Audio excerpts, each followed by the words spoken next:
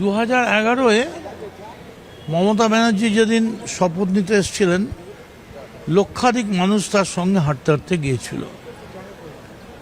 তার মধ্যে একটা সিপিএমের 34 বছরের খাঁচার থেকে মুক্তির স্বাদ আস্বাদন ছিল। এবারে যিনি মুখ্যমন্ত্রী হয়েছেন, আমি ব্যক্তিগত কোনো মন্তব্য করব না, কিন্তু বাংলার মানুষ কীরকম নির্বাক হয়ে গেছে। কোথাও কোনো উচ্ছ্বাস, আনন্দ, যারা জিতেছে বা যারা দায়িত্ব পেয়েছে, জিতেছে থেকে দায়িত্ব পেয়েছে বলা উচিত, তারা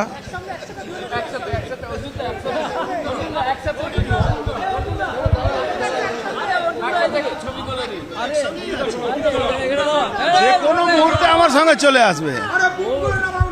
মদন দা যে কোনো মুহূর্তে আমাদের সঙ্গে চলে আসবে, চিন্তা নেই। কি দাদা?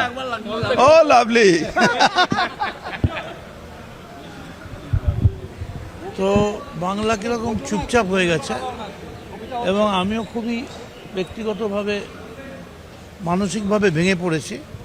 যেমন একটা বিধানসভা যেখানে মমতা ব্যানার্জি নেই,